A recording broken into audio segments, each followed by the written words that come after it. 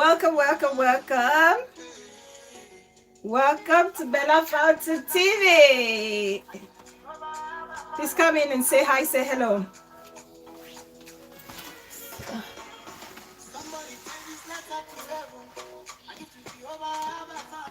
I want to know. Say hi, say hello, guys. Let me know who's watching.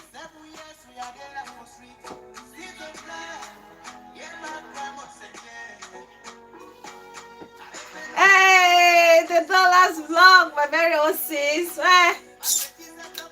What will I do with you, sis? Your support is just too much. Thank you so much. Thank you. I really appreciate. Now we the Chester. Welcome, Mama. Hazel and Yoke TV, sis. I see you. Welcome, welcome. Please like the video as you come in.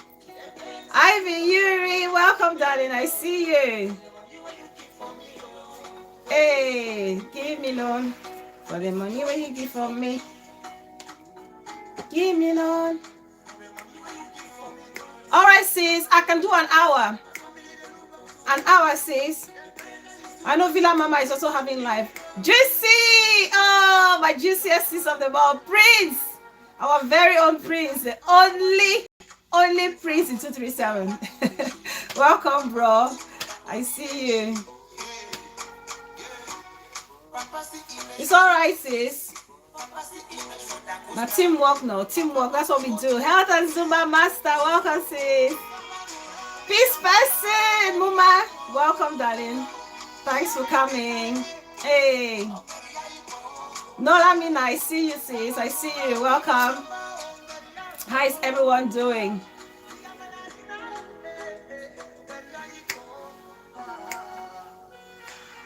Hey. Please, as you come in, like the video, share the video, guys, please, if you can.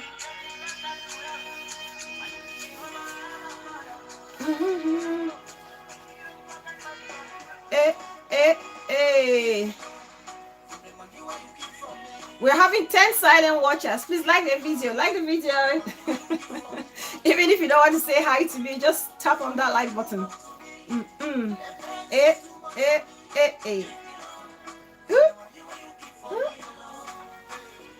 Give me loan for the money where you keep for me. Sure.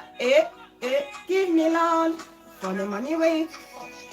Russia bomb! My backbone, 100 God salute, sis. Welcome. For the money where you keep for me, Lord.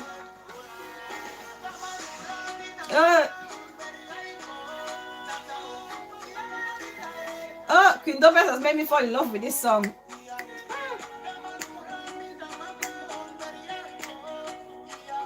Mami Columbia Farmer, welcome, darling. I see you.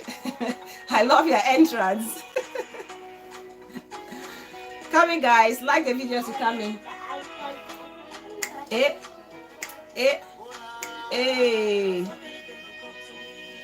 The pain is too much for me. Give me loan for the money we keep from me, Lord. Hey, welcome, everybody. Well, I forgot you told me to send the... Yes! I asked you to send the bottle dance, Prince. You forgot. Send it, bro. Please, I beg you. Send it. Mrs. Afubam, welcome, sis. Thank you for joining us. So welcome, everybody. Welcome to Bella Fountain TV. I'm Bella, your host. And if this is your first time here, you're very much welcome. Thank you so much for subscribing. Thank you for liking. Thanks for sharing. Alisa Johnson, welcome, Mama. I see you. Thanks for sharing. Thanks for the encouragement. And please feel free here. We respect and cherish one another. And for all my returning subscribers, I really want to thank you. You guys know I always appreciate you all from the bottom of my heart. Thank you for your continuous love. Thank you for always being a happy family, for making the show all the better with your continuous contributions and the constructive criticism. That's what we live for. That's what we want. And that's the only way we can grow. So thank you guys so much. Let's keep the family growing. Spread the word. Share the video and tag as many people as you can. So today's topic, as you've seen on the thumbnail, we're going to be discussing institutional racism. This is going to relate to a lot of us, especially, I think all of us in the diaspora, to be honest with you, and some of us back home in Cameroon, because there are people in Cameroon who work in international companies, and so they have expatriates. So they would probably Mingo Bride, welcome. Bella, I beg no overtalk big grammar. Today people face the stress. Why? Mingo Bride, why are you stressed, darling? Why are you stressed? Is there any way we can help? Is there any way we can help to take away some of this stress, darling? Anyway, you're in the right place. This is where we take away our stress. We come here to have fun, to learn, and to have a great time. Thanks, Prince. I've just seen it, bro. Thank you so much. Thank you. So yeah, so if even those in Cameroon, if you're working with expatriates, you probably pick 1 or 2 points or identify with 1 or 2 things that we're going to be discussing here. And for my sisters in the diaspora, my brothers in the diaspora, my aunties, my uncles, you would also bear with me or agree that you would relate with so many of the points that we will discuss here on the show. The mother, my wisdom Miss sis, welcome. I see you. G-Spot, my very own sis. Welcome, darling. Welcome. We die here 100 years motivation education. Thank you so much, darling. It means a lot. Stressing about this 237 media space. Can't use them. Don't worry, sis. Dark days are almost over. Nana Chocolate. I love that name. That Nana Chocolate name, there's something about it, I just love it. Please, as you come in, like the video, share the video, and please remember, feel free here. Everybody's opinion counts. We do not dismiss it. And if you know me, you've been following me from day one, you understand that I love challenges. I like when people ask challenging questions. Don't just take everything for the gospel truth. We are here to learn. And so we have to challenge things or statements or ideas that we do not agree or we want more clarity on. Yes, Mrs. Afumbom, almost done. Almost done. So yeah, so institutional racism, what we're talking about. Please like the video. So before we get into today's topic, okay, we are going to make it brief. I will just pick a few things that I will talk on and give ourselves some advice, and then we move on as usual. I'm connected with you in spirit too, because I'm spiritual and love justice. Yes, Nana. I can feel it. So, talk about a broken society. So, today I watch, or not even today, I mean, many times I've watched on YouTube or other media platforms where you see people sitting. Sorry guys, excuse the baby, she's just as excited as we are. If you hear her screaming there, it's just because she's also happy watching her own stuff. So you see people, I wonder why people feel it's okay, grown-up women and men feel it's okay to come and sit in front of the camera and read out lies or gossips about other people to make themselves feel good.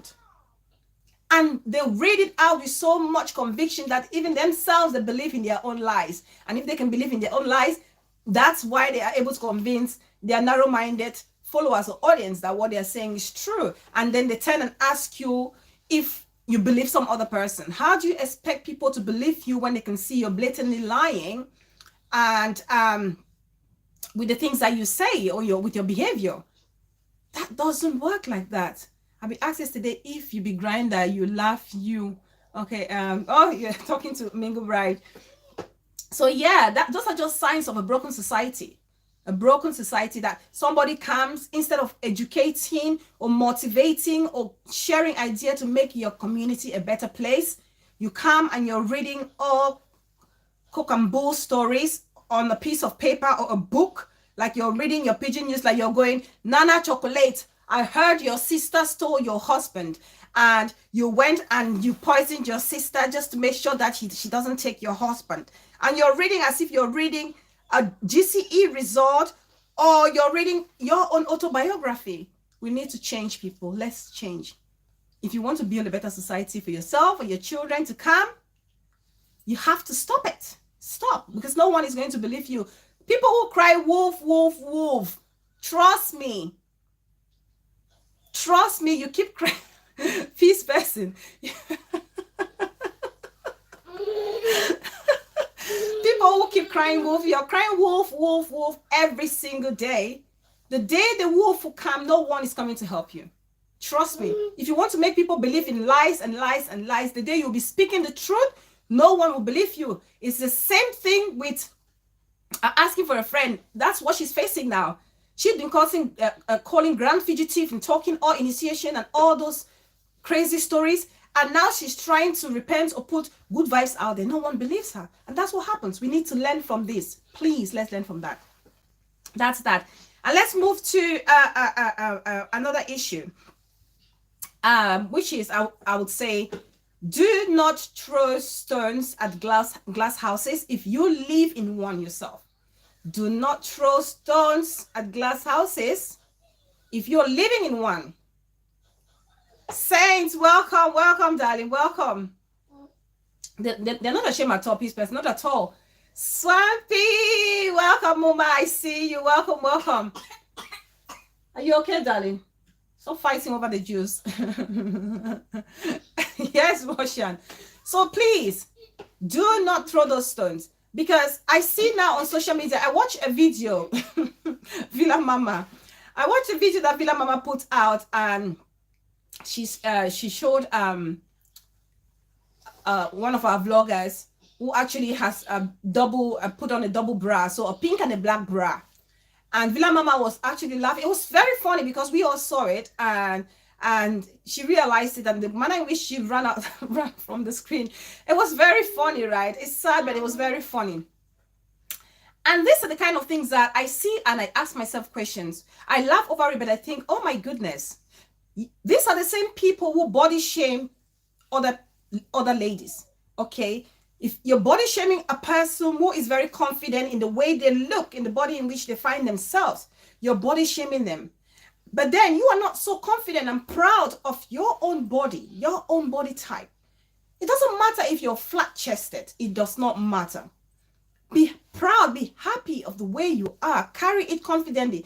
If you carry yourself with so much confidence, everyone around you is not going to see a fault, a single fault in you. And just, to even clarify this, what matters is what comes from within. It's character, not the physicality. I don't know why people focus so much on the physicality and forget what's the inner most important thing, which is the character. So if you're going around laughing at people, making fun of people, how they are very stunted, or how they are very masculine, or they're very flat-chested, or you call other people bosco, you know, shaming and naming them for being chubby, and these people are very confident and happy in the way they look. You are the one struggling to try and, you know, alternate or modify the way you look. Be proud of it. Be proud of the way you look. It's very important. People go around calling people a shower prostitute, this and that. And then when the time comes and they bring out your file, it's very filthy, it's dirty. Who now looks like the bad person? We have to be very careful what we put out there, because I'm starting to realize that a lot of the things that we put out there or people put out there, they're actually describing themselves but not saying it outright. Okay? So please, let's stop it.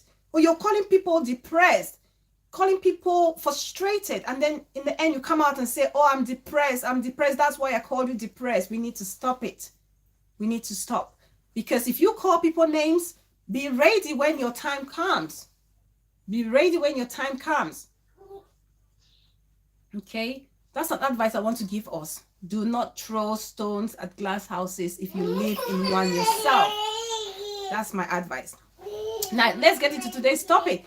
So, institutional racism. I'm going to play an audio. The reason why I'm doing this topic, as I always say, my topics are influenced by our daily activities, my life experiences, the experiences of other people or friends of people that I know.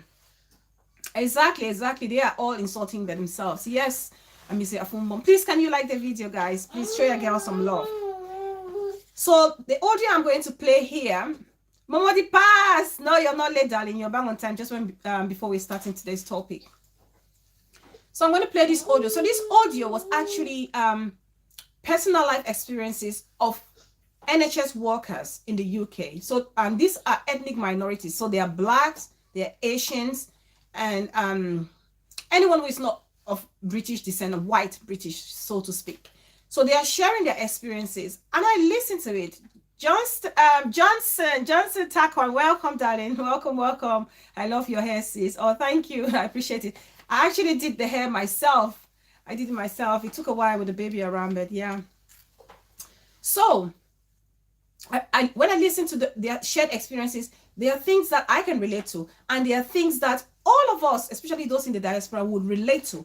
And I want us to share our experiences. If you're watching here, Chubby, welcome, darling.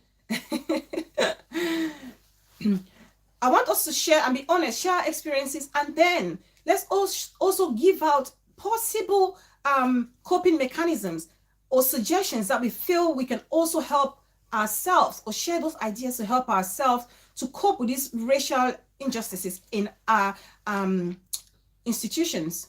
Truth be told, welcome, darling. Beauty queen, I see you. I'm new here. I so much love your content. Oh, thank you so much, Johnson. I hope you feel at home. Here we respect each and everybody. Your contribution is much welcome and respected. I did watch for background. Okay, Auntie from Boris. Thank you, darling. I see you. So let's listen to the audio, and we will share our experiences as well. I will talk to you about my personal experiences. And at the end of it, we can now bring out possible solutions or what we think we can do to better our environment, our institutions, our society, or the structures in which we find ourselves in. Okay, let's listen.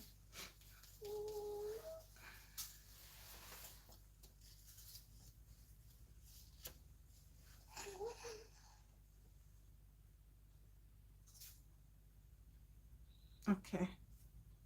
Sorry, guys. I'm just getting the audio. I want to get it to the... Okay. Right. Now let's play.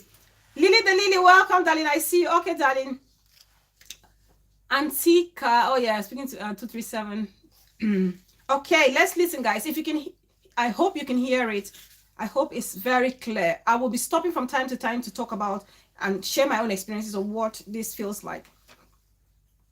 Okay, let's listen to this. Oh, thank you, Chubby. I've seen it. But why are you sending it now? All right.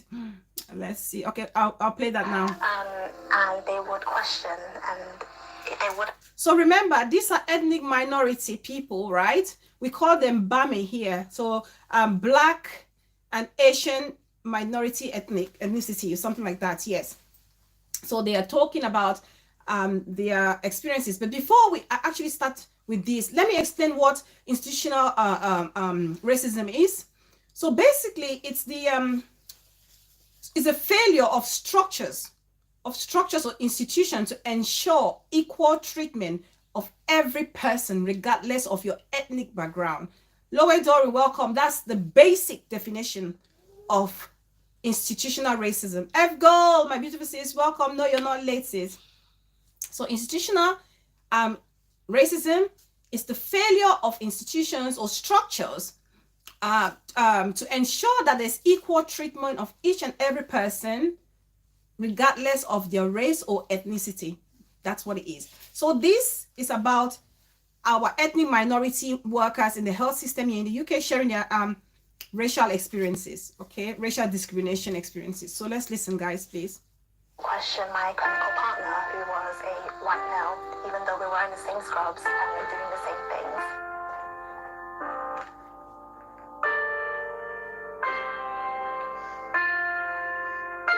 I think racism kills people.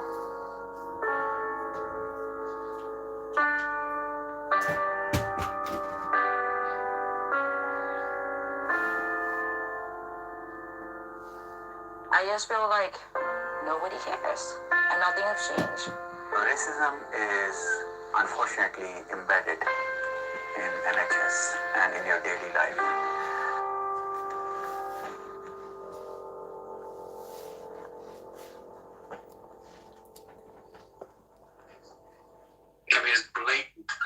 was somebody saying to me, you know, one of the problems with the Sound is too loud. UK healthcare system is that there are too many Asian medical students. Is this better? Now, when somebody says that, that's pretty blatant racism.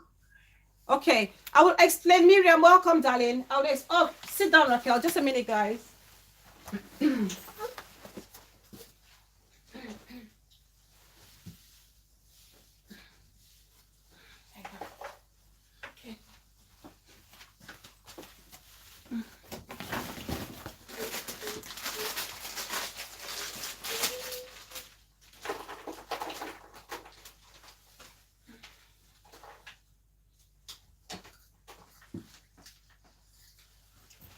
Okay, so sorry guys, the baby needed some attention.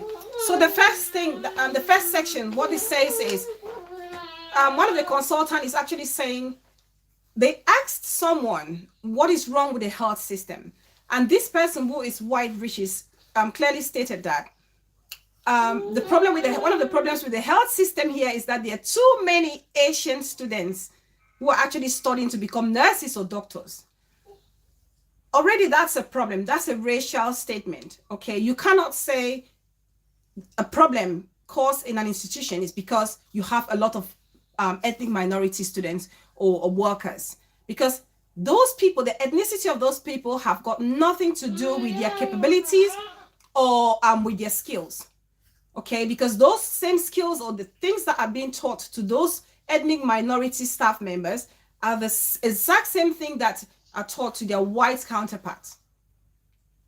And this is just very, very normal. And that is why you see you go to certain professions and you can barely see someone that looks like you or myself, because they have that mentality. We are talking about an institution, a big institution, a state institution, and for somebody to say one of the problems that the institution is facing is because it has so many ethnic minority students or workers, that to me is aggressive racial discrimination right there. And they feel comfortable to say that.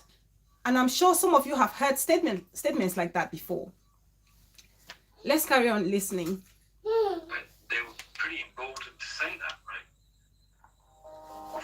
A third year student, I was on the wards with another student, and we were asked to help with a bedside procedure that we've been, trained to do. And just because of the patient's position, I kind of knelt down to the level of the patient's arm, and the patient said to me, "I don't like Muslims, and I like seeing you on the ground like that on your knees in front." So this is another student, a Muslim student, a Muslim final year student in nursing.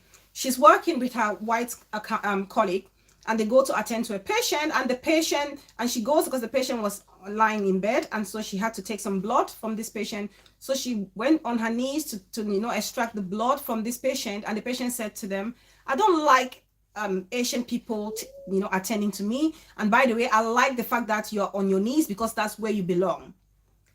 And trust me, I've done care before. I used to be a carer. That's that was my second job when I came to the UK. I was a carer before. James, welcome, darling. Maps to the world. My experience in this part of Asia where I am, white lady would rarely give her kids to be looked after by a black lady. There you go. That's institutional racism right there. Why? Because they feel like you're not capable, you're not fit. Your race cannot bring up a child in the manner or quality in which another white person would, So this Asian student is saying, the person said, "No, you can't." And I have personally experienced it when I was working as a carer, as my second job when I was a student here in the UK. When I went to attend to a person, a white lady, and she said to me, "No, I don't want you, I want the other person." And they are saying, my white colleague. I felt really hurt by that, and I spoke to my manager and I explained, how I felt. And the response I got from my manager was like, "Oh, but that's her preference. If that's what she wants, that's what she gets." But she doesn't understand how that made me feel. She dismisses it, but that's institutional racism right there, because for her, it's okay. There's not policy that can protect me, my right as a colored lady, to stand up for myself and say, why can't I do the same as my colleague? Why am I being discriminated upon? And it's exactly the same thing that this lady has experienced. Somebody saying to you, you're on your knees, that's where you belong, because you're almost like a beggar, like a slave, that we are slaves. That's basically what this patient is saying to the lady. Let's carry on listening. And that's the experience of so many of us, especially those in the health sector, in the diaspora. You all will share a similar experience to these nurses or workers who are actually sharing their experiences through this audio or interview. Me, I have a condition called sickle cell anemia.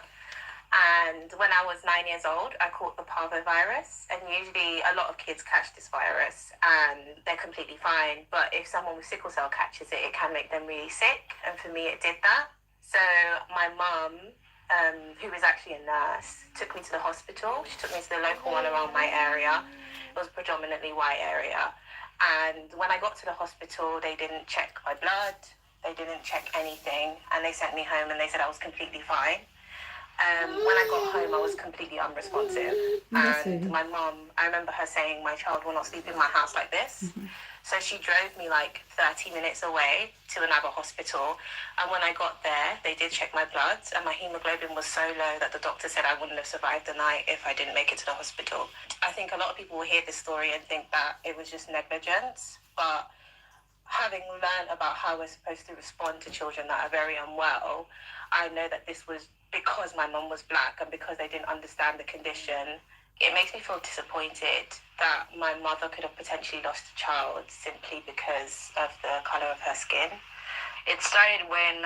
Okay, so this is one patient shared her experience. She's a sickle cell anemia patient, and she had one of her episodes and was rushed to a hospital. They lived in a predominantly white area, and so her mom took her to the hospital. Unfortunately, the care that was meant to be given to her was not given to her, and her mom was frustrated and changed and took her to another hospital. This is very common with us, especially us blacks or of ethnic minority. When we go to consult, when we go to see our doctors, especially if you're pregnant, a pregnant lady in the diaspora, if you're African, the things that we go through, not a white person will experience that. Okay, because first of all, they always assume that us, the black women, we exaggerate our pain. They feel that we exaggerate our pain when we go to consult. That's why sometimes even if you're crying or you're screaming, and that's true, because we are, if you can agree with me, we tolerate a lot, us the black people or ethnic minority, before we complain and say I cannot bear this pain. It means it's past the highest threshold of an average white person. Okay, and so when we are trying to cry out and say help me because I cannot tolerate the pain, they feel like you're over dramatizing. That is just so normal. That's a treatment that so many people get.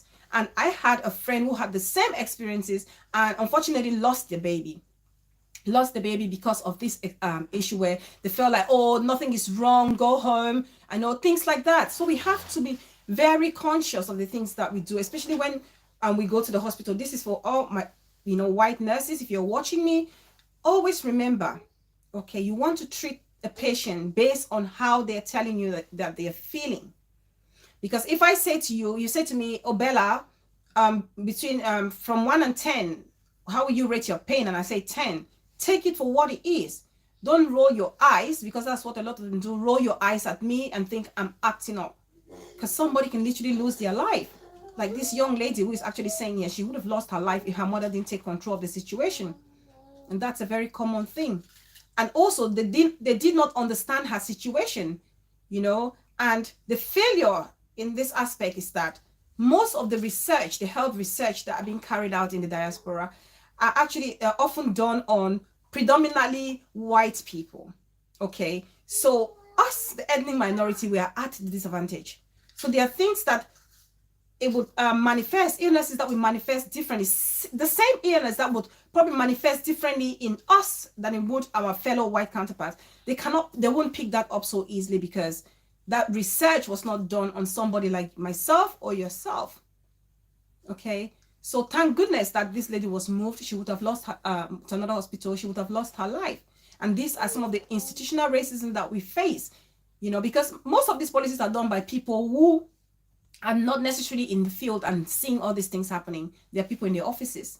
and they sit and think about what can I do next, and they draft those laws or constitutional policies, and how they affect me, they would never understand. Okay, let's continue to listen. I had to go to a... I don't know if this is making any sense to you guys. I can't see the comment section. Oh, I can see it now. Too bad, I swear. I wasn't seeing the comment section. Okay, yes, that's most common in the health instructions, where patients will be choosing whom to touch or take care of them. Exactly. Please always refer to the policy. Yeah, please, I perfectly understand you, Mommy Bella. Okay, perfect. Bella, us blacks should stop running to report their own to the white nurses to look better. We give them power to treat us that way. That's true. That's absolutely true, sis. I agree. I agree. People do that a lot because they want to buy good names. And do you know who said that? Who made that comment? Lily the Lily.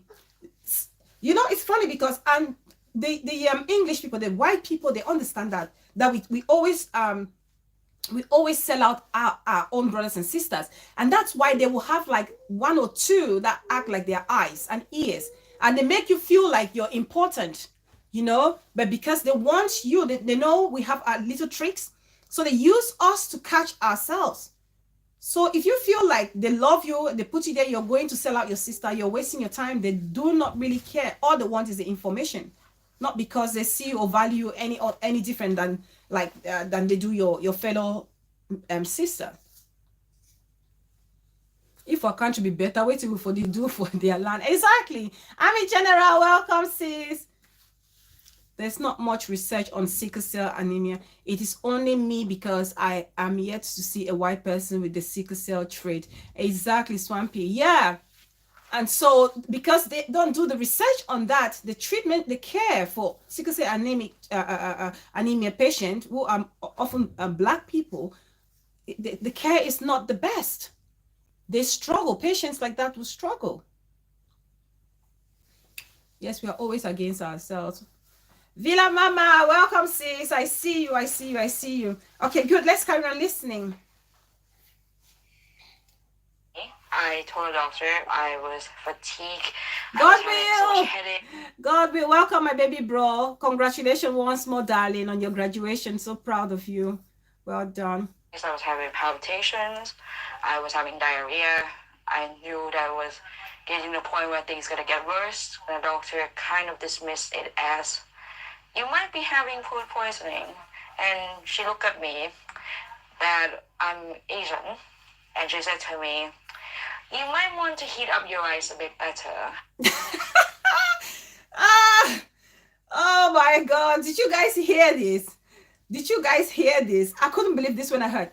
So this is a patient somebody who is dying, vomiting, diarrhea at the same time. They're really, really, really struggling so, you know, so hard to even have their balance. And they've gone to the hospital to consult. And then the health professional came up to them. Ellie Brown, welcome, darling, came up to them and said, oh, I think you may be suffering from food poisoning.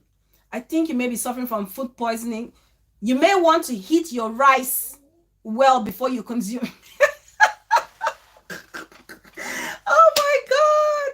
So they're saying that we're eating, you know how we eat our cold corn chaff in the morning. So they're actually assuming, relax your TV, welcome, sis. So they're saying that that's passive aggressive racism right there from the health professional. Passive aggressive racism. Telling an Asian girl that she needs to heat her rice up properly before eating it. You're assuming that this girl is living on starch, carbohydrate, rice, and that we eat stale food. So that's the assumption that this white physician is having, that we of ethnic minority or the Asian girl we're always eating cold food. I remember going to the dentist. This is my own experience. Shaq, Ella, welcome, darling. So I had my dental check, guys. I have cancelled our show today. I'll come tomorrow before Mama Vancat. So after Bella Fountain, we'll hear say, okay, all right, Villa Mama. So I went to the dentist to do my routine checkup, and so the dentist checked, and she turned and said to me, I don't know how to tell you this. I don't know how else I can put it. Bengshu, welcome, darling. I see you. I don't know how else I can put it, but I think you need to stop chewing bones. The dentist said to me, I think you need to stop chewing bones. Don't get me wrong. I love to chew my bone. I eat my fish, I break my bones. I'm not for that thing that, oh, don't chew bones. I chew my bones, but not every black person will chew their bone. And because they have that in the mind that we are like animals and we chew our bones, they feel, and she was saying my enamel is being corroded by probably me chewing bones all the time. And that's passive aggressive racism right there. How do you know I was chewing bones? Why do you say, I understand a lot of you Afro-Caribbeans chew bones and that's destroying your teeth? Exactly, Momo the Pass. Mama, welcome, sis. I see you. Bones get waiting for doing it. This person, ask me, sis. Ask me. Okay, ask me. Like, what has bone got to do with my teeth? What has bone got to do with my teeth? It's because we eat that, because we chew those bones and it erodes our enamel. That's why I'm having and she said my enamel is almost gone. And then I think about our forefathers in the days where they did not see dentists. They never went to the hospital. They were using chewing stick, eucalyptus stick to brush your teeth. There was no toothpaste. Okay, but they never had issues with their teeth or their gum. It's welcome, darling. Thanks for these videos. Oh, thanks, darling. Thank you. I appreciate you too for always watching. I go ask C, say, what do you mean?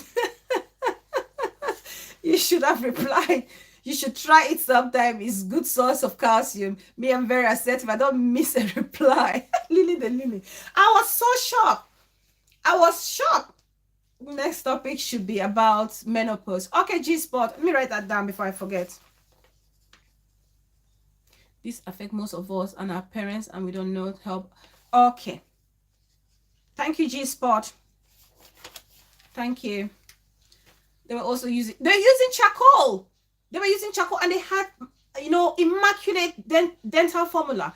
And what about us? We use all the toothpaste in the world. We use everything, yet we go to the dentist every single time. That dentist assuming, that's just assuming that us, we are like dogs, because to them it's only the dogs. Oh, Masasa Joseph, welcome, darling. I see you. What did you have for us? We're talking about institutional racism. Army General. My sister with a heart of gold. My child was once sick and the pediatrician told me to go back home. There is nothing wrong. Oh, that comment has disappeared. There's nothing wrong. I asked him to put his statement in writing for reference in case of any issue. He was shocked. Exactly, because they know they're not meant to do that. They're meant to do proper check. Who try to be assertive? Yes, I'm going to try to be assertive. Package your package. Welcome, darling. So yeah, that was the dentist assuming that us Africans, we chew bones like dogs, and we're ruining our teeth from that. Our forefathers chewed bone all their life. They didn't have dentists or modern dentistry or whatever, yeah, but they were still fine. They had no issues like we are having. So that was, to me, it's not ignorance. That was a racial comment. That was definitely racist. Okay, let's carry on listening. So this lady was sent home for saying, oh, you're probably having food poisoning, go and rest, try and heat your rice up properly. Now listen to what the other physician said to this girl when her situation got worse a week later. And said I should go home and rest. And after that, things have gotten worse. We went to the GP. The doctor referred me to oncology right away because they were worried I have cancer. Can you believe this? So it was that serious that another doctor, another general practitioner thought this girl had cancer. And so she was referred for a detailed treatment. So this is how people die every day out of discrimination or from discrimination, just because of the color of their skin. This lady was having a more serious problem, but it was dismissed for food poisoning caused by cold rice. You know, let's keep listening. Dismissed me that I am actually fine a few weeks ago, and then the doctors here thought that I'm not. The definition is the collective failure of an organization to provide an appropriate and professional service to people because of their color, culture, or ethnic origin. That was just one of the guys who was being interviewed actually defining what institutional racism is. And this happens to everyone. If you're at work, you would see it in the diaspora. You would experience it one way or the other. If you go to the GP surgery, you would experience it. If you go to the supermarket, you would experience it. At work, anywhere you would experience. On the bus, trains, you would experience it. Talking about trains or bus, it's very true. Tabiano, welcome, my most eligible bachelor in the building. Welcome, darling. Have you ever sat? This is for my sisters and brothers in the diaspora. Have you ever sat on the bus or on the train and then you have two more spaces next to you and the train is crowded? Zenith Coffee Shop, welcome. The train is so crowded, yet people are standing up. White people are standing up just because they don't want to come and sit next to you. I don't know, for some reason, I've experienced that so many times. I don't know if any of you have experienced it on the bus or on the train. Well, it's worse in this part of the world where we are. Yes, it is. It is worse. That's typical Sweden. Some people saying that's typical Sweden. Hi, Tata Monano. I see you, darling. Welcome, welcome, welcome. Bus, I always have VIP because no one sits next to me. That's what I mean. That's what I mean. Okay, and they've done it so much so that you see even our own African sisters, when they are on the bus, they will not sit next to you. They will rather stand. Exactly. The worst was during COVID. Yes. Yes, Villa Mama. Yes. Yes. There was an actually it was a picture that came on social media. I don't know if it was 2 or 3 years ago. I think it was a school in South Africa where it was captured. All the white children were pushed to one side during lunchtime and the black ones were just secluded to a tight corner. And another of a Premier League football club, where in the changing room, they realized that all the white folks were on one side and the black folks were squashed the other side. So this is like unconscious institutional racism right there. I still honestly don't understand what the dark skin color did to these white people. I don't know. That's the question we keep asking ourselves every day, Swampy. No one wants to sit close to you on the bus or on the train. It's either they feel like you're smelling like a crayfish or grand janga, or you guys, I want to call crayfish, prawns, lobster, whatever, or your skin color is probably going to come off. Somebody actually said to me once when I was working as a carer, Bella, before I used to cry because of this behavior, I became, yes, the first few times, Swampy, and it's where you're laughing. Don't laugh, it's serious. They feel you're smelling like crayfish.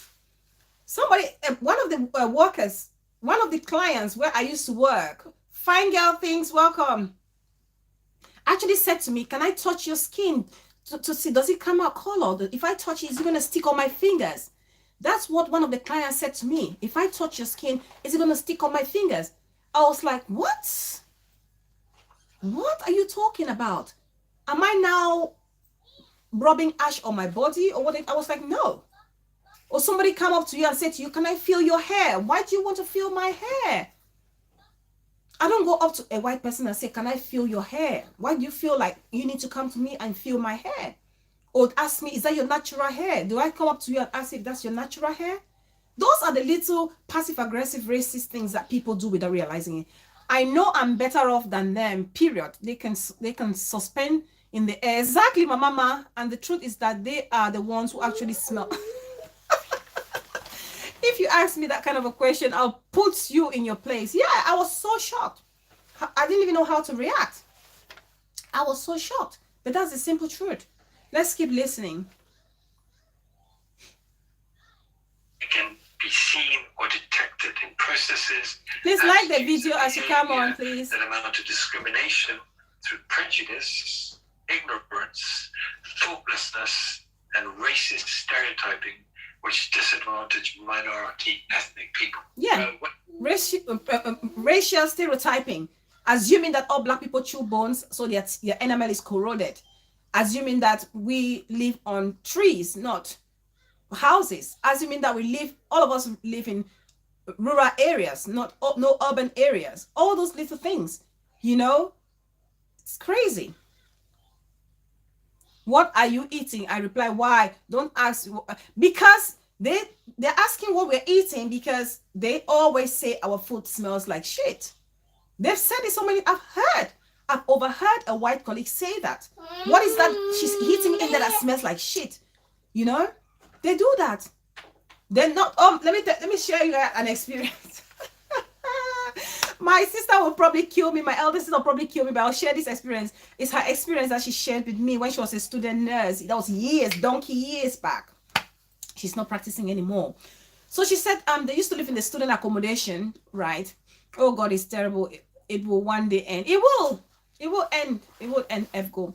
So my sister, they all live in the shared student accommodation.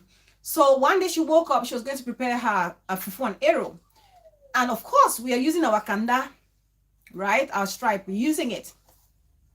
So she was boiling her stripe or her kanda. Okay, for those who don't know what that is, some people, Ghanaians will call it pomo. I don't know how Nigerians call it. If you're Nigerian, you're here watching me, how do you call it? You know, the skin from a cow skin. So my sister was boiling it so hard, and you know, it takes long to cook. And the next thing she heard was people slamming their doors, and one of her classmates came out with a spray and going shh all over the place. I'm thinking, what the hell is stinking in this place? And I was like, oh my God. So they have to understand it's our food. You need to respect our food. Okay, it's the same way I would go to a fine dining and I would eat the food and think, oh my God, this is disgusting. That's disrespectful because that's their own delicacy. That's their own meal. That's what they enjoy the most. And so they need to understand that that's our own delicacy and respect that. Exactly, Chubby. Chubby is my baby. She knows what I'm talking about. She's saying I'm dead. My sister is gonna kill me. I was cooking bobolo one day, and guess what? My white friend said, and Bella says, finish it. But it smells like shit. Sorry guys, just a minute. It smells like shit. Sorry guys, let me give some juice to the baby. You want some juice, honey? Oh my God. Keep sharing your experiences, guys. Share your experiences. Honestly, it's crazy. It's crazy. Let me just get some juice for the baby.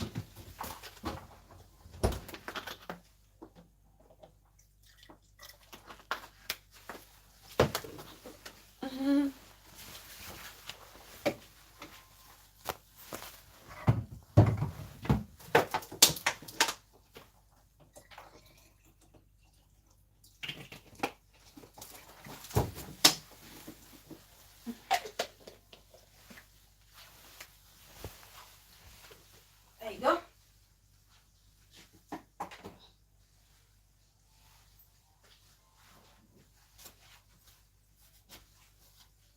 Nice. It smells like shit. The bubble smells like shit. That's probably what they said. Even come closer behind you to smell your hair. Chai. Oh my God, this is crazy. Finished and buried. Beauty queens are finished and buried. Okay, let's keep listening. Let's keep listening. And comes in and with a parent, as they did, and said, I don't want my daughter looked after by packies. Somebody said to a doctor, a qualified physician, I don't want you to look after my doctor because you're a Paki. Paki means somebody from Pakistan. Okay, and that's a very derogatory statement to say. You know, a Paki. That's so wrong, so wrong. And no one is going to do anything about it. Even if you complain, nobody's going to do jack. But after finished cooking, they will enjoy it. Yeah, they always like to try it, Prince. That's actually true. doctor said, okay, but because of the rare nature of this child's disease, we better agree with the idea that they will only be looked after by white pediatricians. Yeah. And so his boss, trying to go around beating the bush, saying, oh yeah, because of the type of disease that the child is suffering from, I think he or she should be looked after by a white colleague. That is so wrong. You're discrediting the same Pakistani medical doctor had the same training with the white one. So why can't he look after the patient? Why not? Why not? And if you look critically, even the Pakistani one will be better suited. It's even more knowledgeable. They do have ridiculous imagination, and with the Chestam. They do. They do. His decision was fundamentally racist. Yeah. Was this a bad apple? Bella, Well, you could argue that. Bella, I would advise all blacks to study what the law says about racism. Look, it's disappeared. I'll read it when it comes up again. But actually, was it institutional racism? I would argue it was. Okay. I called sick 3 months because a colleague made a racist statement. That was nothing my company could do. Know your rights. Yeah, we need to know our rights. We really need to know, read the policies, read within the lines, the little print is very important. You need to be very confident. It's because they know we don't read. That's why they do some of the things that they do. They know we don't read and we don't understand our rights. We're always looking at them as superior. That's why they do what they do. But if you stand your grounds and make them understand that you know what you're doing or saying, they'll back off, like our sister here has said. I say that is that decision that was allowed in the governance of that organization had a huge impact on anybody that was white, black, or brown. Because what it meant was that the organization, through its leadership, had allowed a patient to be cared for based on racist decisions, which meant that because I was brown, or because my colleague is black, or of any other ethnic minority origin that was visible, they weren't allowed near the child. Bella, please read my comments. That's F Gold. I was so angry. The idiot came later. F Gold, let me look for the comments from afar. I was cooking bubble. Okay. Bella says, finish it for me. Okay. And then again, F Gold, I was so angry. The idiot came later on and ate my fish, which was meant to be accompanied with my fresh bubble. Then what will I do with the remaining bubble? Oh God. Oh Lord. This is crazy. Honestly. This, in the cases of... Let me show you guys an experience as well, similar to this Pakistani doctor. When I was working at a management team, okay, I just became a manager, and that was some years back. And there was an issue. A customer had a complaint and came to talk about it. And so a team member said to the customer, I will call my the person in charge to come and attend to you. So I came, they came, called for me. I went and I said, hello, madam, how can I help you? And she said, no, I want the boss of this place. I was like, as in the manager? And she goes, yes. And I was like, speaking, you're talking to the manager. I said, I mean the real manager. So in her mind, she knows that the manager should be a white person. There's no way I can be the manager. There's no way I can be at the head of the leader. There's no way, there's no way in her mind that I will be the top management person that was meant to handle her case. She was like, no, I said to the lady, if you really have a concern and you want that to be settled or resolved, you need to speak. And she goes, oh, well, if that's the case, then I may as well just, lay my complaint. I was like, go ahead then. At first I was hurt, but I thought, you know what? I cannot be bothered. Grandma, oh yes, speaking. Exactly. It's terrible, my mama. But that was my experience. You know, that was my experience. Pa Colombia in the building, the sexiest in law, 237. Villa Mama, your daddy has arrived. So I listened to her complain and, you know, resolve her problem, and she was very happy, and you could tell she was so embarrassed. She was so ashamed. As she was walking out, she was so ashamed. But that's just how they do it. That's how racially insensitive they are. You know, for somebody to say that. Beauty queen, thank you, darling. For somebody to say that, Raquel, sit down, darling. Sorry, guys. With the baby around, it's very tricky.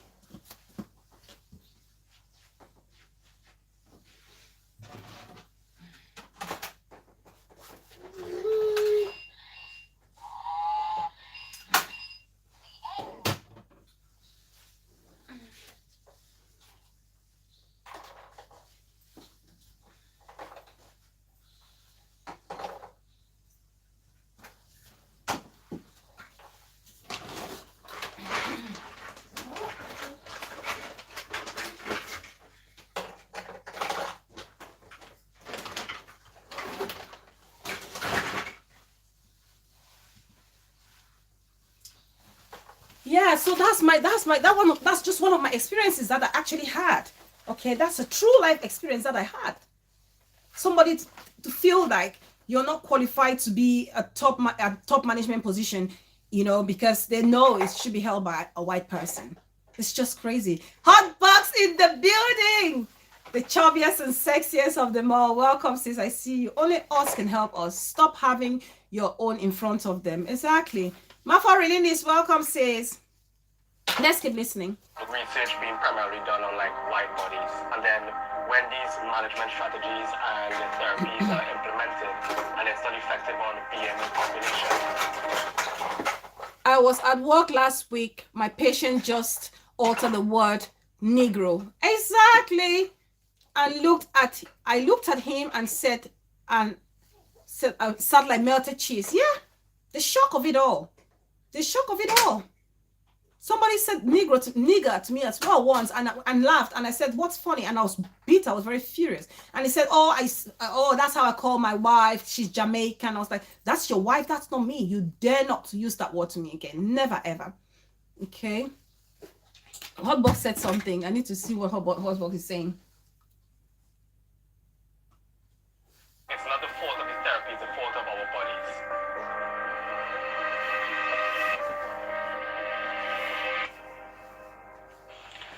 Is everyday incident which hurts. Very minor incidents about making assumption of your color or your country of origin.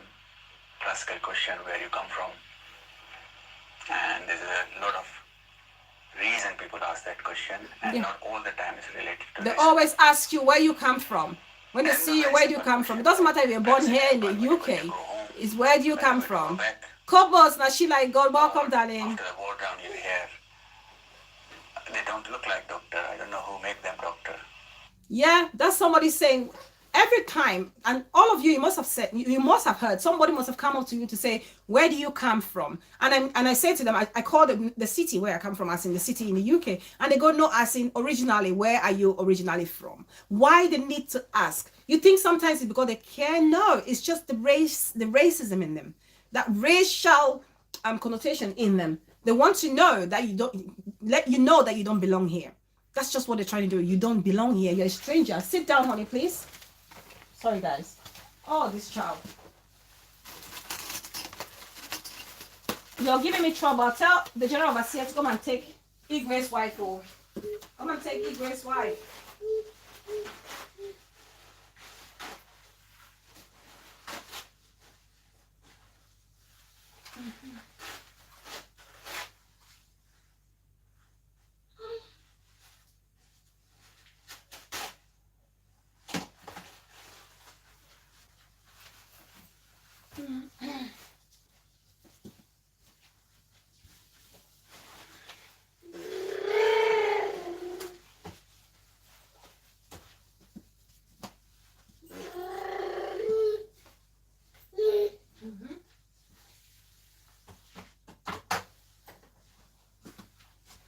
Right, you.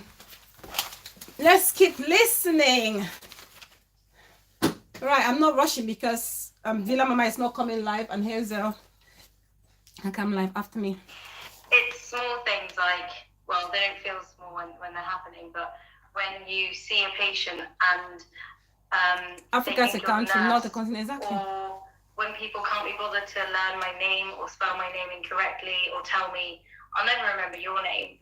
And it's things like that that just make me feel really sad that I'm being probably treated differently because of... I report an incident to the police, and the monkey said, if you weren't in this country, this incident wouldn't have happened to you. That's crazy. That's what I mean. That's institutional racism right there. Sorry, honey. It's okay. That's institutional racism right there. There you go.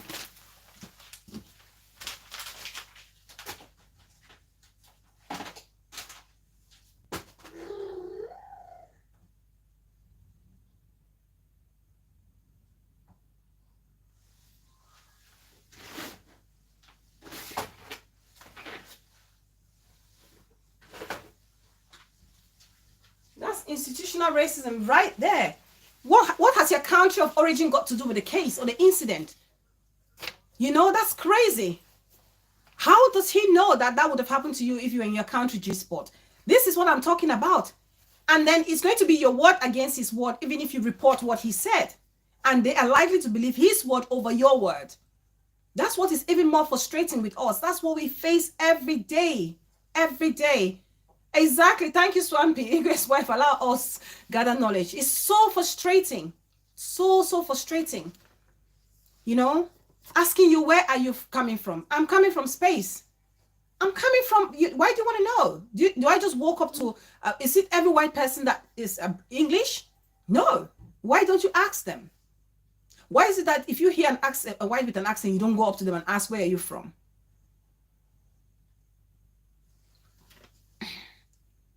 Oh, good. That's very good. Lily is saying she always put her phone on recording when she's talking to people, a white person above, just to make sure she's got her evidence. Good for you. Can you imagine my G-spot? How rude of them. Exactly. Color of my skin.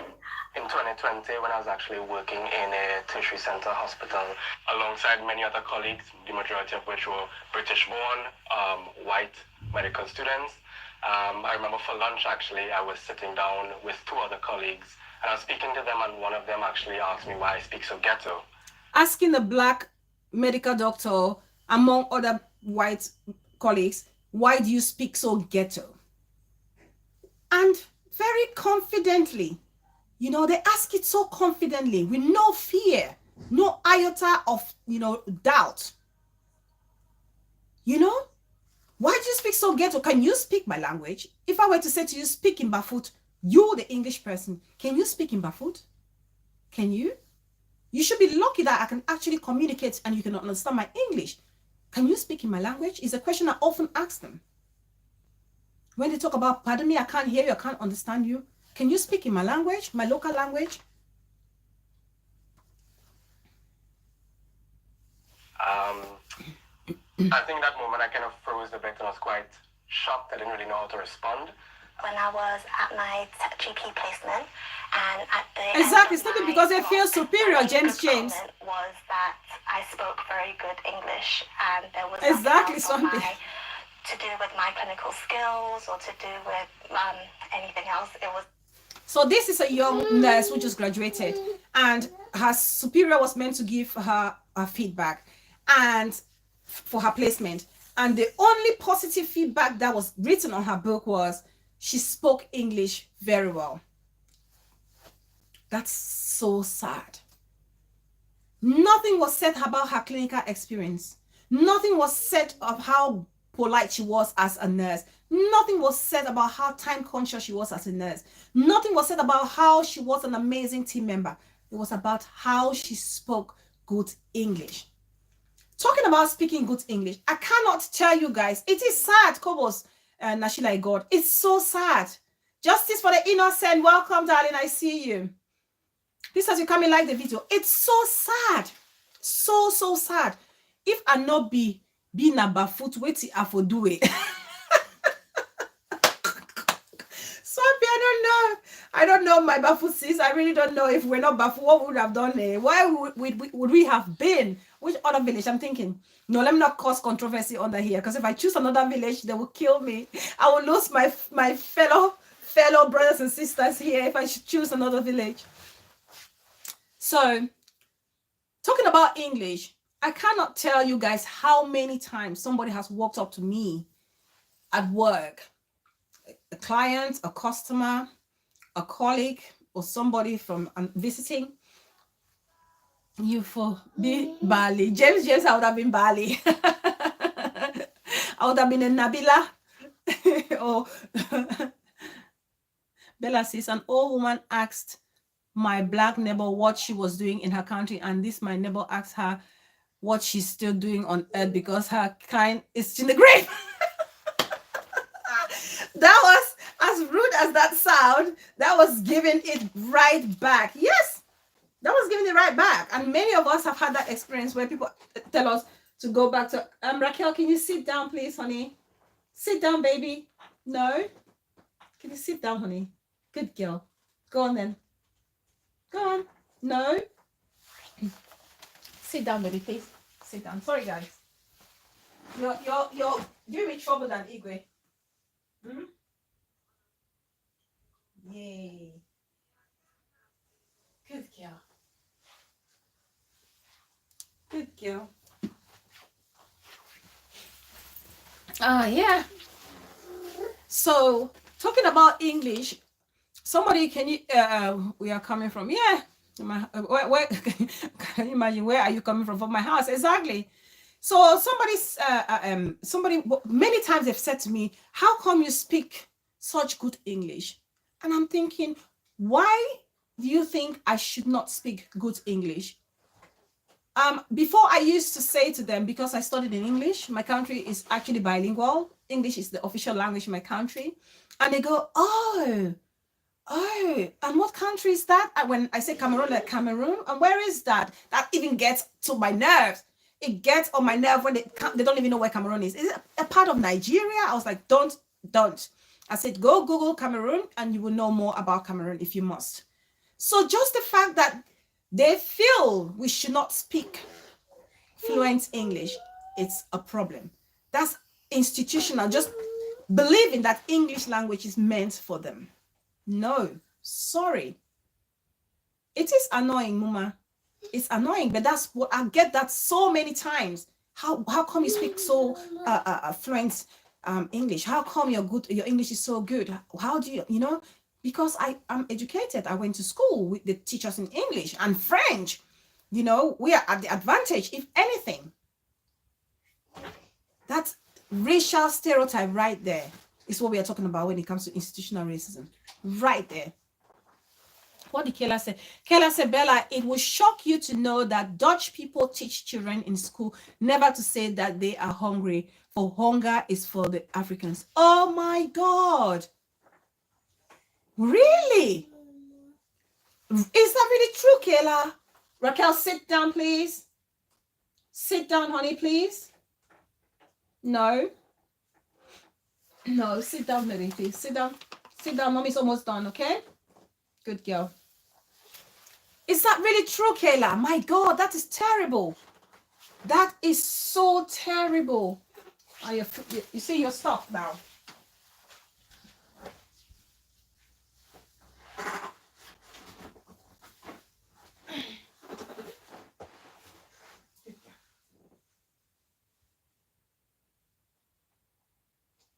What do you want to watch, Mom? Should do this. My God, Kayla, that's really bad. That's so bad, Kayla. Please tell me that's not true. My God, that's really broken my heart. That's really bad. Why do they feel we are always hungry? Look at the number of homeless children we see on the streets in the diaspora, in the Western world. Look at the amount of, how many people before coming to Europe or America, how many people were aware of the nature of homelessness, of unemployment? How many people? They don't talk about that. They don't show that to the world. Okay? You don't see that many homeless people in Africa because we work. We earn our keep. We do subsistence farming. We look after ourselves. We are comfortable. We build our houses. It may be thatched houses, but we are comfortable. We house ourselves. We don't wait for the government to feed us. How many of them can do that? That's why sometimes I find it hard to help a homeless person who is white. Because to me, they have every opportunity. Why am I making it? Or why am I actually struggling and surviving in your country and you can't? Yet we are the ones who need to utter the word hunger. This is crazy. It's really getting me on my nerves. It's getting me really angry. And that is what we are talking about. This is the racism we need to talk about. That's so sad. And those kids will grow to understand that Africans live in anguish, poverty. It's so sad. Let's keep listening and round up because Hansel is going live after this. Mainly just, I spoke very good English despite me growing up here. Whilst during medical school, I was actually on an oncology placement. The consultant goes on to ask me, oh, so why is it you decided to do medicine instead of going into hospitality? So this is another African doctor who has gone to do like a locum kind of thing, to go to another place to work under another superior physician. And then the superior physician turns and asks him, oh, why have you decided to get into medicine and not hospitality? And the guy who is talking here is a Jamaican. Because in their mind, Jamaicans should only be running restaurants, should be serving food on the tables.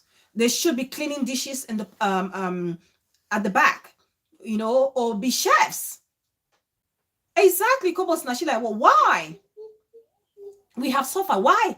You ask a medical student who is black, a doctor, not a medical student, a qualified medical doctor, ask them why they've decided to pick a medical field and not hospitality. Was hospitality meant just for us? That's what I don't understand. And that's the institutional racism right there. Because they're trying to segregate certain institutions that is meant for the white majority and other ones meant for us, the black and Asian minority ethnic groups. At the cover no sote white people the fear for come close say I need the I need to smell good before approaching her. It's crazy. Oh my God, we have so much variety of food stuff. Which one is exactly? You know, and the doctor, the young African doctor, is so shocked that he doesn't even know how to respond to that. And the problem is a lot of us, because we are so shocked or taken aback, and we have no outlet as to report these things, we just take it in. And over time, it knocks our confidence because it's just building up and building up and building up. And before we know it, you know, it knocks off our self-esteem. And where we the wash self past them. Yeah. They expected the most we can do become. Yeah, they expected the most we can do is become athletes. Exactly, Russian bomb. Apart from that, it's on skill level. Their head, they're not correct. It's really crazy. We have, to be honest, if you want to shine, I've noticed in the diaspora, especially here in the UK, if you really want to shine, you see them become athletes, like Russian bomb is saying. They become how can I say, mostly athletes. What else? Very often would they give you the opportunity to shine because they want to push you. And sadly enough, most of us, our brothers and sisters, who now become famous because they want to keep their fame or become stay relevant, they go out to get married to people of white origin, you know, because they feel like if they go to get their fellow sister or their fellow brother, they are not going to stay relevant, or their fame will not match that of their white counterparts. That's the simple truth. How many famous black people have you seen with a wife that is black or a husband that is black? How many? How many? How many? Not that many. And that's the institution. That's what the institution has made us to understand, that to belong to their status or their class at the top, You need to be one of them. And to be one of them, the closest they can do is get married to somebody that looks like the white person or who is another white person, which is a shame. Which is a shame. Okay, let's keep listening. We're almost done. What do you really respond? What do you really say to that? And I think what was most shocking about it was, I mean, he thought it was a normal Exactly, comment. Russian. He didn't apologize thereafter. We just went about our day with me being effectively attacked and he effectively not being aware of it. It just made me feel really frustrated because I felt like Bella, I made an issue and the teacher told me that this is what she was being taught in school. The only picture they have in Africa are people suffering in Rwanda because they don't care to want to know what's happening in Africa. Raquel, sit down, please. Sit down, honey, please, because you're going to fall.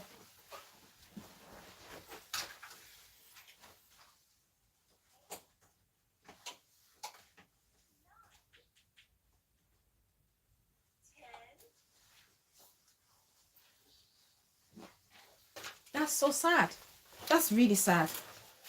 no matter what you did, it would still be, that's all they would see about you. That's the first thing, and that would be the assumption they will hold on to despite what you say. Whether we like it or not, every small or microaggression, and I argue whether it's micro or not, need an impact on it. And it happens every day. Anger. Sad. Inferior. Inadequate, frustrated, unequal. Yeah, so these people are saying what this whole experience made them feel. Some of them are angry, some of them are sad, some of them feel inferior, some of them feel inadequate, some of them feel discriminated upon. That's how they feel. Some of them, their confidence was not, and that's normal, and that has happened to you or me at some point. And so many other people literally cannot come out of it. And that's what we experience every single day. The inadequacy. To God be the glory, darling. I see you. The inadequacy that when it happens, how we feel, I remember when I was, when I just started as well, I was working as a cashier, and we had a graduate program. And graduate program was for people, if you've graduated from university, you're entitled to apply to become a trainee manager. So that was me working so hard, hoping that when I graduate, I'm going to become a trainee manager and very soon a manager, And so I completed my course. And then time came while I was working as a cashier, I was actually given an extra role to work as a trainer. So I was training new people that were coming in, extra cash, right? That's me, that's Bella for you. Any opportunity to grow and develop myself, I love it. I always grab it. So they were like, who would like to be a trainer for the store? And I was like, me. So they said, okay, fine, that's it. So I took the responsibility. I was training people and doing my job perfectly well, studying, and graduated. And when my turn came to become a trainee manager, I said to my regional manager, I've graduated, I've completed my course, I'm ready to become a trainee manager. I'm very excited. I'm telling him very excited. And he said to me, oh, I'll get back to you on that. I will get back to you on that. I was like, okay. 1 month came and passed. 2 months came and passed.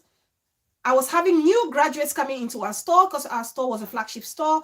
I was training lots and lots of managers. So many of them I was training, but I was only training them as a supervisor. I was training them while I was only a supervisor and a trainer. And these young guys, 18, 19, 20-year-old British guys were coming in. I was training them. And then after a few months, they become managers and they're earning so much money while I'm still there on the checkout desk. And I keep asking my regional manager. A regional manager will come and they will change and bring the new regional manager. And I will be asking the same question over and over that I want to become a trainee manager. And I kept getting the same response. We will get back to you. We will get back to you. But that never happened. At one point, I got fed up and I wrote my resignation letter. When I resigned and I went to give my letter to my regional manager, then he said to me, oh, no, don't resign. We will get you started with your program.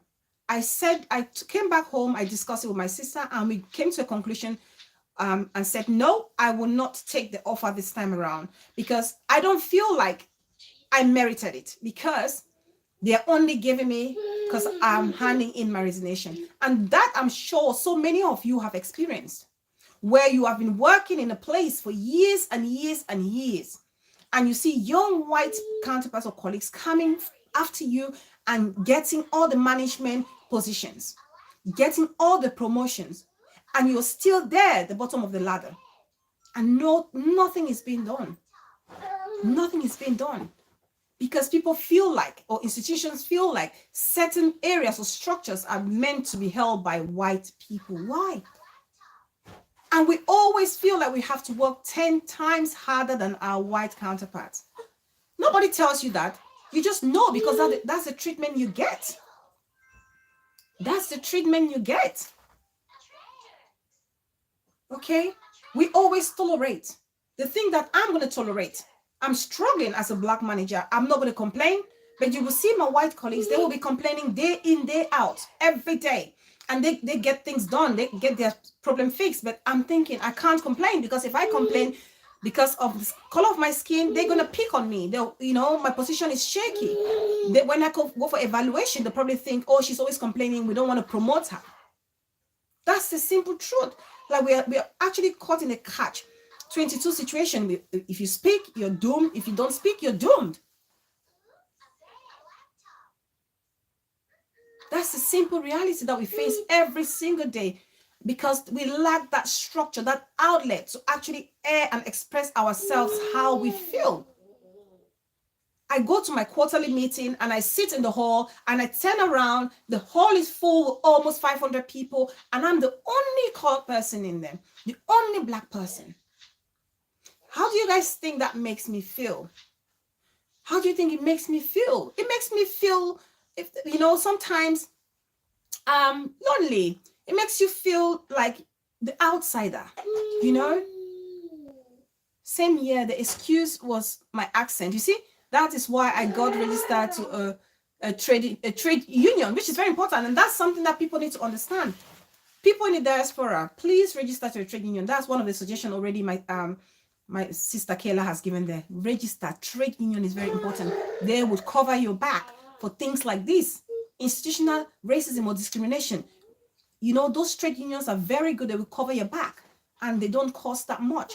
Pay the monthly fee and get your back covered. Work security or job security is very important. Thank you, Kayla, for that contribution. Thank you so much. So many. Okay, you feel left out. You feel left out. You have to work 10 times to get the promotion. Why? And that's why I feel like a lot of us need to speak up. So many companies, during my reviews, I'm so confident now that I'm able to talk during my reviews about how I feel as a minority among my colleagues. I say it. Okay, I tell my boss during my review how it makes me feel and what I expect the company to do. Sometimes you sit in the meeting and you feel like you're obliged to answer a question or contribute, because if you don't, they will feel like, oh, of course, she's colored, the colored one. She didn't have anything to say, or he didn't have anything to say, because they feel like we are not as intelligent as our white folks. So how can we resolve this situation is a key problem. How can we resolve this? We've seen some good suggestions there. Somebody said, if you're actually giving a complaint, make sure you record it for your own evidence. Okay, that's one. And Kayla has actually suggested that, sign yourself up to a trade union. Make sure that your job security is guaranteed. Somebody is there to fight for you when it comes to discrimination at work.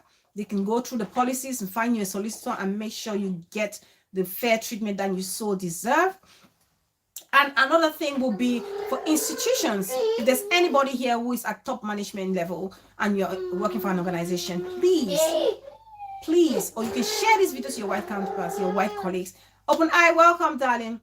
They need to create like a diversity commission, a diversity body. Like my work, we don't have that.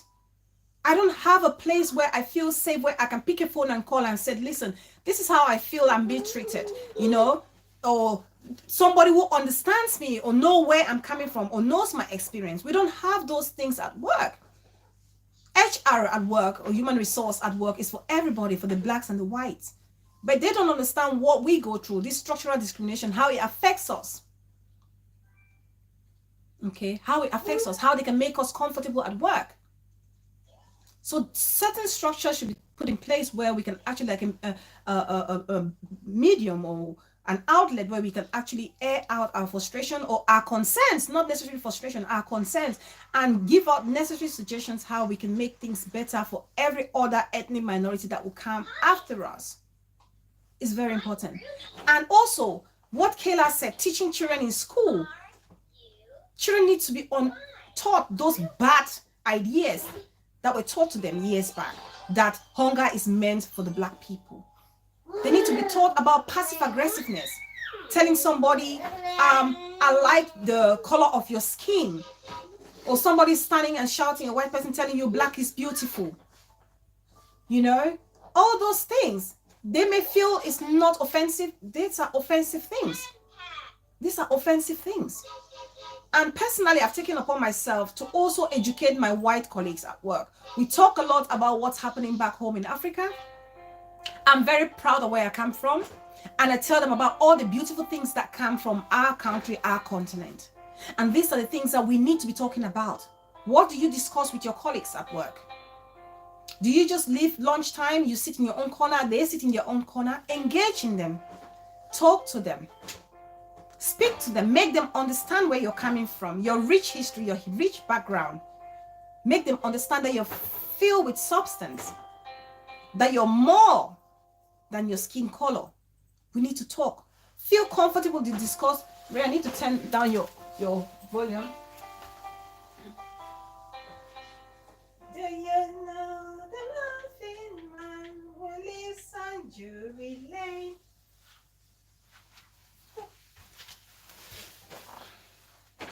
Amma, welcome, darling. Grand Jagger, welcome. You guys are coming. We're just rounding up. So talk to them. Be proud of your history. Be confident when you're talking about yourself. Read the policies, understand the policies, so that you're talking with some backing. You're quoting things.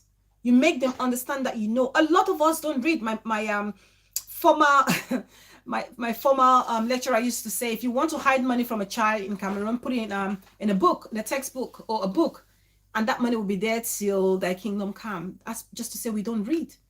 Let's be patient. Let's read.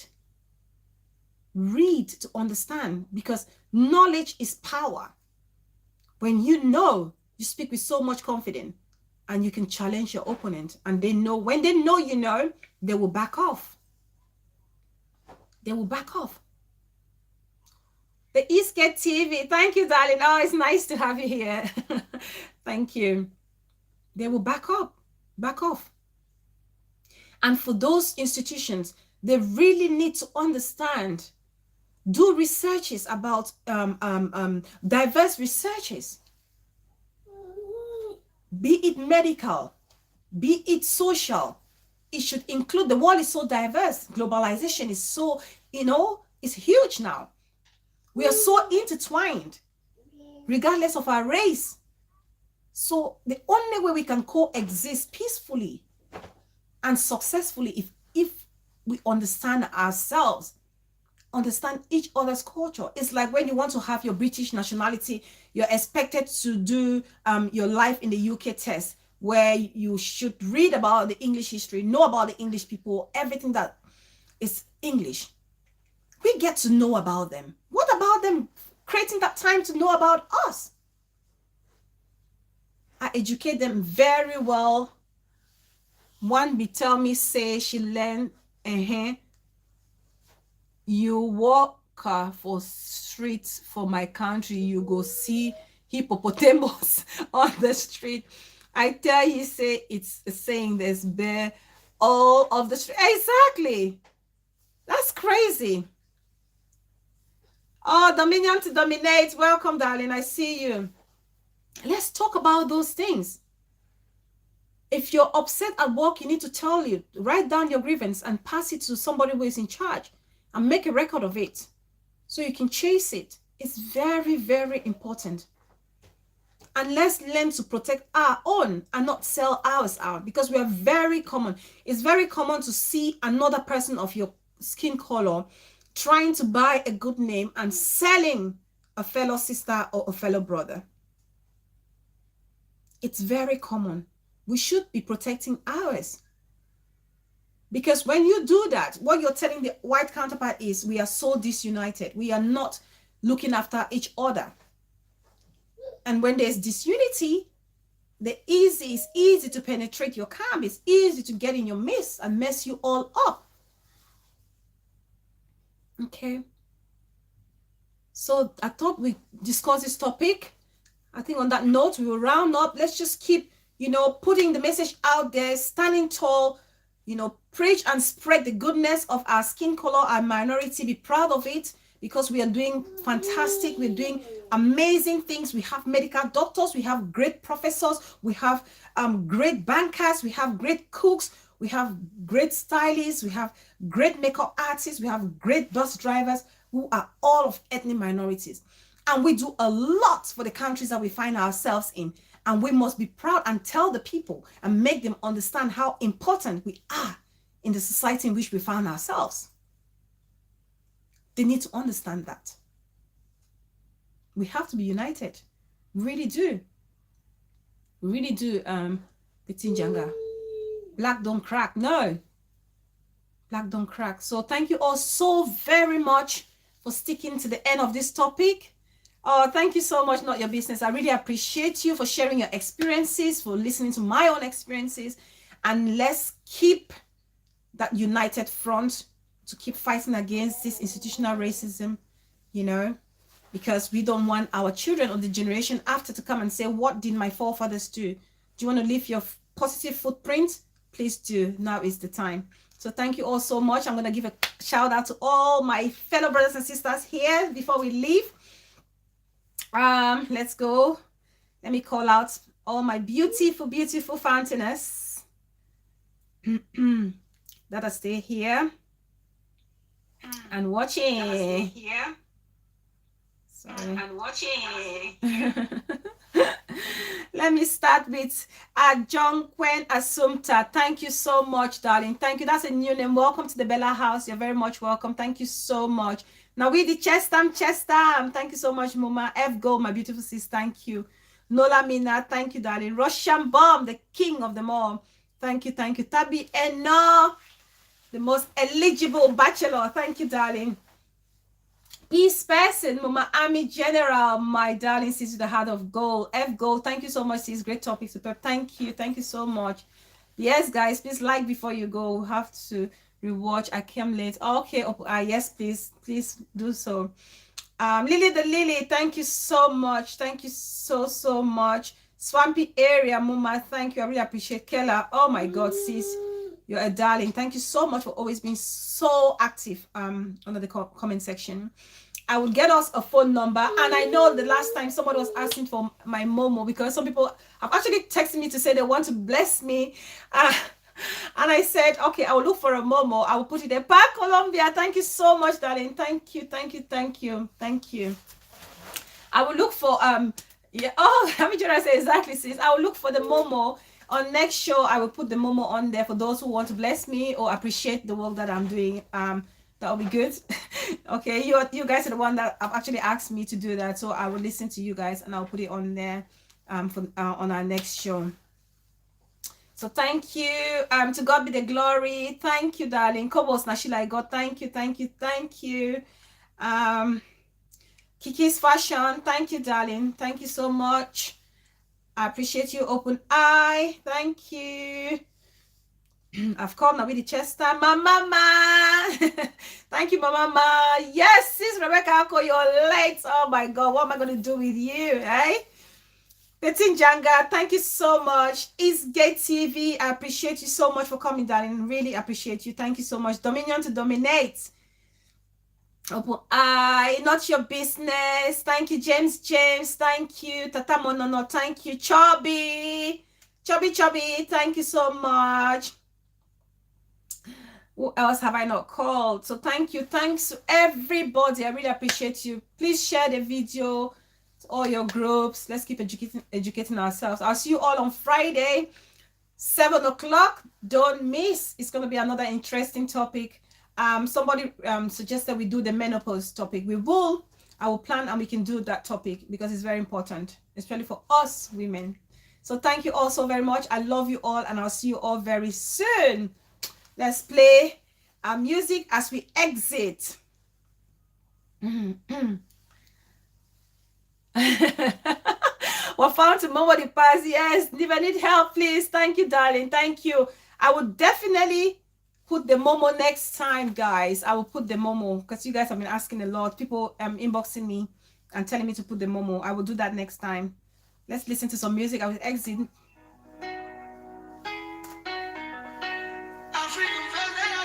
No, leave them. Let me go with their madness all around.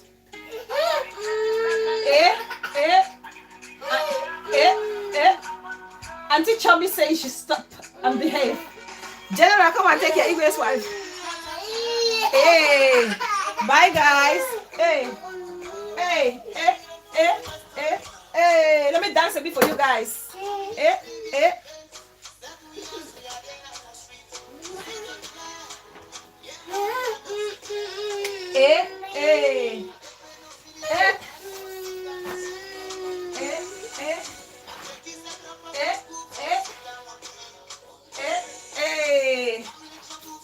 Let's dance and exit. Chupa. Give me love for the money where you do for me, love. Hey. Give me love for the money where you give for me. Hey.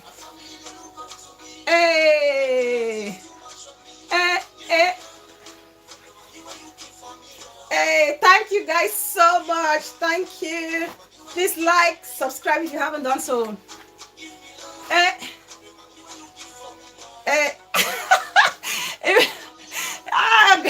That's in Janga. Even feel like that's be classy. Hey. Dominion to dominate. I see you, darling. Thank you so much. Can your sis be this classy? Never. There we go.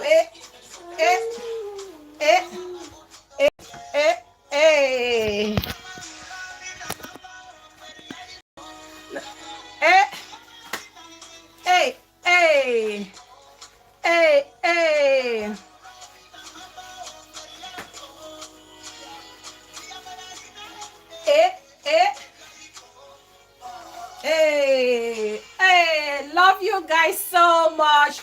Love you guys so much. See you on Friday. Thanks, guys. Bye.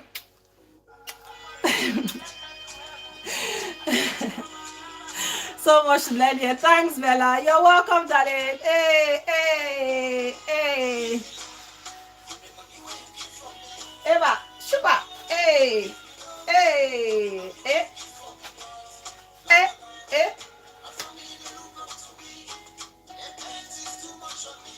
Give me loan for the money where you keep.